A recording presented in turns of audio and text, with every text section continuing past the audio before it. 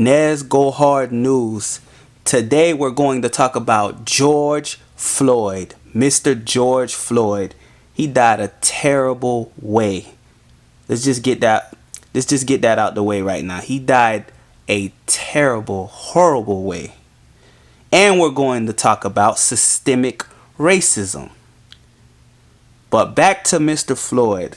The way that police officer put his knee on his neck and just stood there with his hands in his pockets, and he gave the camera a look like, I don't care, you guys know what happens. I'm an officer of the law. The people that's going to see this at the end of the day are my friends. We protect each other. So that's why the system is messed up. That's why the nation is crying for change. That's why you see all this rioting, and people are upset. They're frustrated also from the coronavirus, but it's other cultures, other races that are upset, that are with black people on this. The way George Floyd died was sick. That was a demonic situation for that police officer just to be on his neck like that with his knee. That's disgusting, man. That's sick. But you'll never see, I have never seen in my life, I will never see in my life, a white man with a knee on his neck from a police officer scream out for his mama. That's something I would pay to see.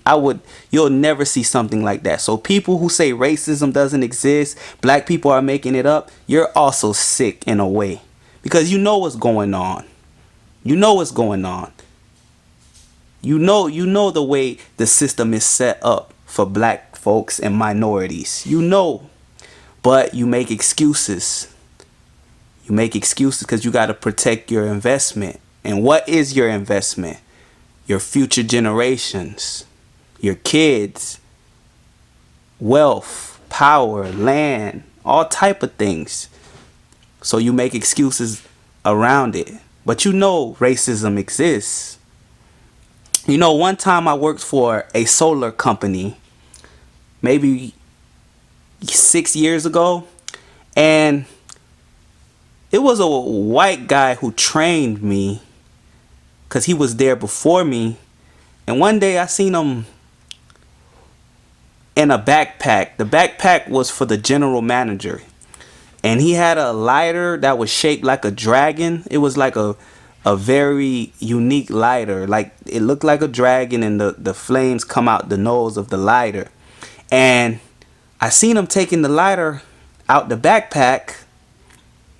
And I told him, man, put that lighter back. He talks about that lighter every day. He's obsessed with his lighter. He always brags about it.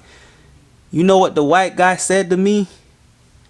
He said, he's going to think you did it anyway. And he just said, man, he started laughing. But that's, you see how sick it is? That's the power right there. That's the power. So you got to understand, it does exist. Racism does exist. Systemic racism does exist. It's in the system. It's designed this way. And a lot of people say, blacks kill blacks every day. Black on black crime in Chicago. Why don't you guys fix that? Why don't you guys deal with that first before you guys have all these demands about what needs to be changed in the communities? But think about that. Imagine, since the beginning, if black people had the same wealth, the same education, and the same opportunities as white people, right? Then I would be all for it that we shouldn't have excuses. But the fact that we didn't have the same wealth, education, and opportunities, we were blackballed into being the low standard, the lowest standard. People look at the black communities as, ghetto, poor, and uneducated. But that's because it started with the beginning. The beginning is what led to people looking at our race this way, looking at our culture this way. And that's what people don't want to admit. Because if you think about it, you know, people say he was a criminal. He had a record. Why is he getting this much praise? He wasn't a saint. But you got to understand, just because you're a criminal and you have a record, that doesn't mean you're no longer a human being. Just because you're a criminal and have a record, you're still a human being. You know how many criminals out there we praise? Celebrities, politicians. But we still praise them, but they still have arrest records. They still do criminal activities behind the scenes. So how can we glorify them and we can't glorify George Floyd? I think that's all BS, man. That's all BS. People know the George Floyd situation was sick. No matter if he was a criminal or not, he's a human being at the end of the day. He had a family just like anybody else, you know? So the criminal thing is just BS because there's so many criminals out there, pending criminals that we don't know about, that do sick things behind the scenes and hurt people's lives. And you know, it's until we find out, that's when our eyes will open like Bernie Mac. Once we find out, we're like, oh wow, I never knew she was like that. Wow, I never knew he was like that.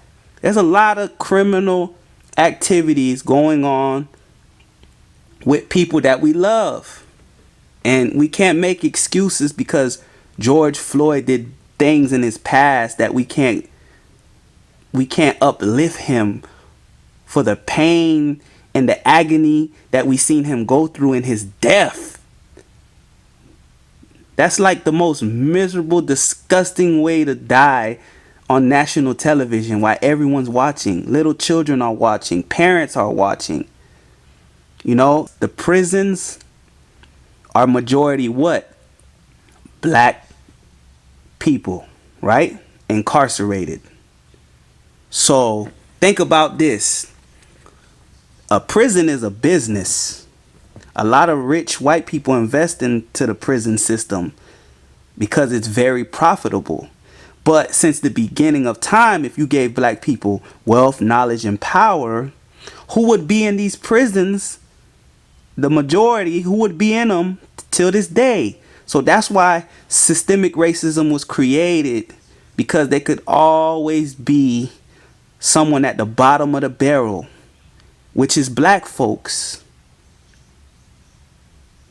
And that's sad. And that's sad. You know what I mean? That is, systemic racism was created to always keep black folks down. Why do you think Black Wall Street got burnt down? Because it would lead by example, and they don't want other black people to follow that. They don't want equality. They do not want equality.